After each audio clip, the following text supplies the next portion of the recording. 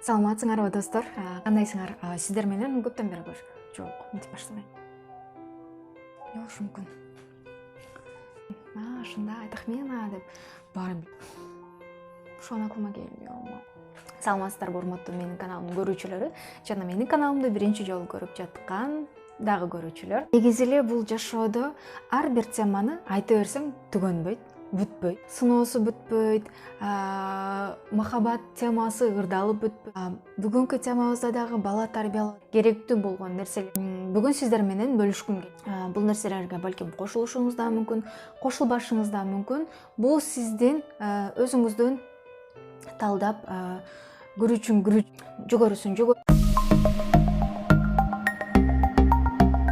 биздин балдарыбыз эмне үчүн түнт болуп калат, эмне үчүн башкалар менен сүйлөшпөйт, башкаларга аралашпайт, шустр эмес же коммуникабельный эмес. Ушул теманы бүгүн сиздер менен сүйлөшүп, кеңири талкуулайт. Балким ар кандай түшүнөттүр, бирок түн ичиндеги сырын жарылып бирөөгө айтпаган, ичиндегисин өзүнө сактаган, бирөөлөр менен көп сүйлөшкүсү келбеген ушундай инсан айтабыз. Бул нерселер сырткы чөйрөдөн дагы таасир этиши мүмкүн балага, тарбиясынан. Бирок кээ бир адамдардын өзү түнт эмес, бирок оор басыруктуу инсандарда болуп, бул нерсе генге да байланыштуу болушу мүмкүн. Мисалы, балаңыз эгер кичинекей болгон болсо, сиз менен бирге жүрүп, сиз тамак кылып аткан болсоңуз, күлдү чачып салышы мүмкүн, же болбосо игрушкаларын чачып салышы мүмкүн. Сиз жаңы эле жыйнадыңыз. Анан сиздин ачууңуз келет. Неге мен жаңы эле жыйнадым, сен эмнеге антисиң деп. Менде ошондой болот да, кээдечи. Жыйна десең, жаш бала, кичинекей бала жыйнабайт. Бирок ошол нерсеге үйрөтүш керек экенин билем, бирок колуман келишинче аракет кылып атам, бирок ар дайым эле сен оюңдагыдай боло бербейт. Мына ошол негизи бул майда барат нерселер да. Бирок биз эмне ошолго деле уруша беребиз.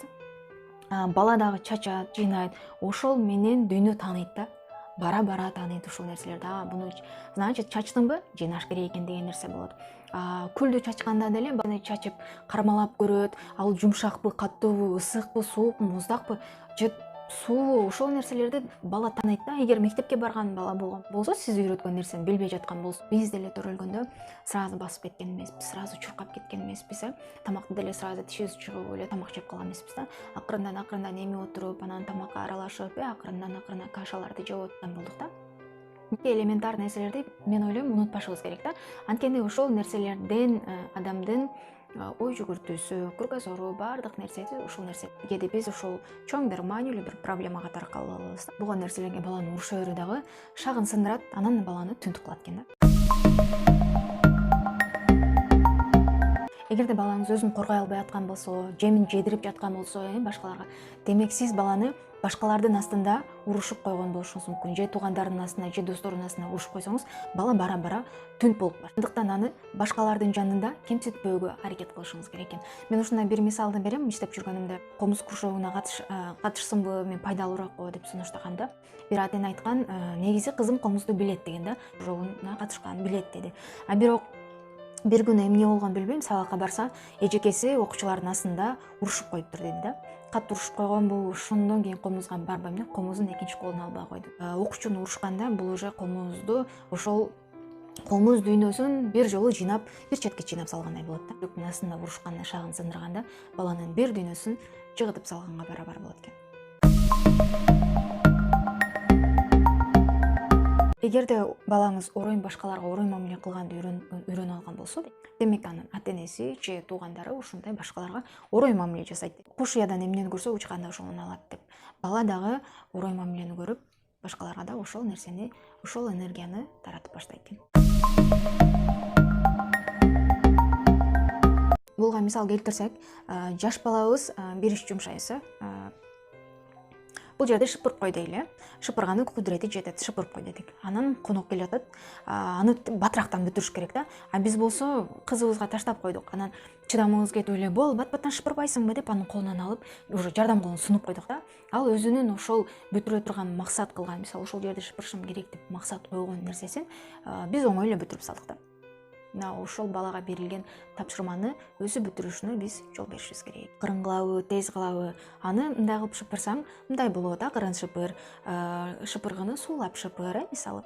Ошол нерселерди биз куралдарын айтып багыттап койсок, ар бир инсан, мен ойлойм, муну кыла алат. көбүнчө ага кеңеш берип көнүп калган болот экенсиз да. Биз көбүнчө мындай ага мактоо, мотивация айтпастан кеңеш берип коет экенбиз да. Ар бир инсандын жаш болсун, кара болсун самооценкасы түшөт. Сырттан келген ар кандай таасирлерден биздин самооценкабыз түшөт, өзүбүзгө ишенимибиз жоголот, кайра пайда болот.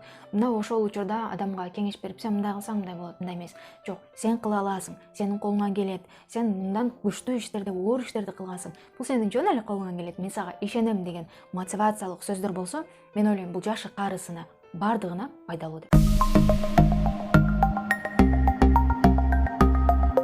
Эгер балаңыз ачуусу тез келген болсо, жини келген болсо, ушунча тополоң кылып, шоктук кылып, бейбаштык кылган болсо, айтат да, бул нерседе сиз балаңызга жетиштүү деңгээлде көңүл бурган эмес.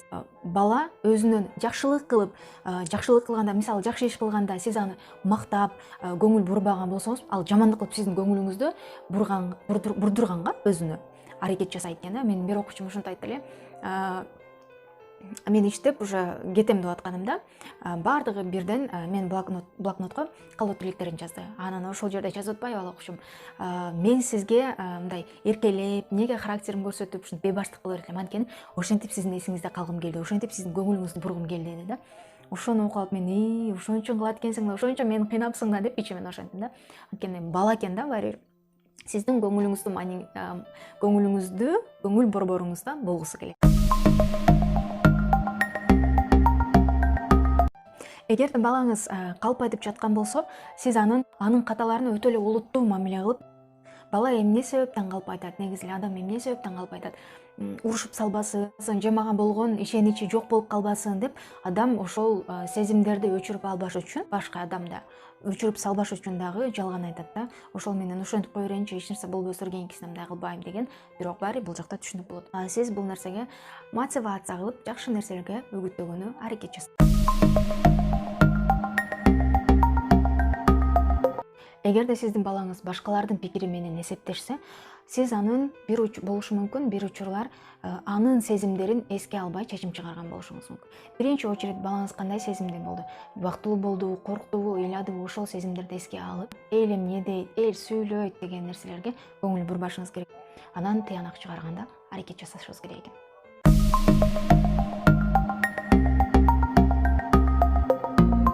Ата-энелер үчүн аябай маанилүү 9 пункт.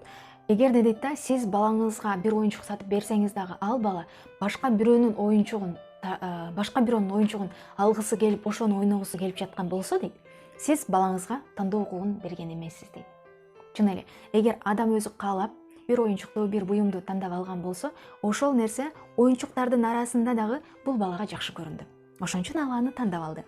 А эгер биз балага тандоо укугун бербесек, мынаны ал, ушул сага керектүүрөөк, зыянсызыраак деп биз балага өзүбүз жактырган оюнчукту алып берип койгон болсок, баладагы ошол оюнчук ойногусу келген сезими толбой калат дагы, башка бирөөлөрдүн оюнчугу жакшы көрүнүп баштайт экен да. Андыктан дайыма балага өзүнө тандоо укугун беришибиз керек экен. Ошол нерсени тандадыбы, барктап, жакшына карап ойнош керек деген түшүнүк менен. Мен ойлойм да, бул нерседе баланын эле эмес, мындай чоң адамдарга деле ушундай кичинесинен эгер ушундай мамиле кылынган болсо, мен ойлойм, ал адам кийин башкалардын жашоосуна суктанбай жашайт го, өзүнүн жашоосуна суктанып, өзүнүн жашоосуна шүгүр кылып жашайт го деген үмүттөмүн. Анткени эмне үчүн? Мисалы биз азыркы заманда, азыркы учурда социалдык тармактар аябай өнүккөн. Инстаграмга кирип, башкалар ой монтип айфондор менен жакшына жерлерде тамактанып ошентип жүргөн болсо, биз алардын жашоосуна ушулардын жашоосу эле жыргала деп биз сүйүнөбүз. Жок, андай болбош керек негизи. Алар эмне? Социалдык тармактар бул адамдын жакшы жактарын чыгарат. Мисалы, ал адам ыйлайт, ал адам деле жөнөкөй эле сизге окшогон, кээде тамак жейт, кээде телефону бузулат, жөнөкөй эле телефон көтөргөн болушу мүмкүн. Ал нерселерди ал адам чыгардыбы? Чыгарбайт. Жакшы жагын чыгарган аракет жасайт. Жалаң жакшы жактарды көрсөткөн аракет жасайт дагы, биздин жашообуз өзүбүзгө караңгы болуп калгандай болушу мүмкүн да. Биздин түссүз болуп, алардыкы разноцветный болгон болушу мүмкүн. Жок, андай эмес. Ошондуктан балага ушундай тандоо бергенде эле бизде өзүбүздүн колубузда да ушундай тандоо болгон болсо, мен ойлойм, биз башкалардын жашоосуна суктанбайбыз, өзүбүздүн жашообузга шүгүр кылып, баарына шүгүр кылып жашаганды үйрөнөбүз го деп ойлойм.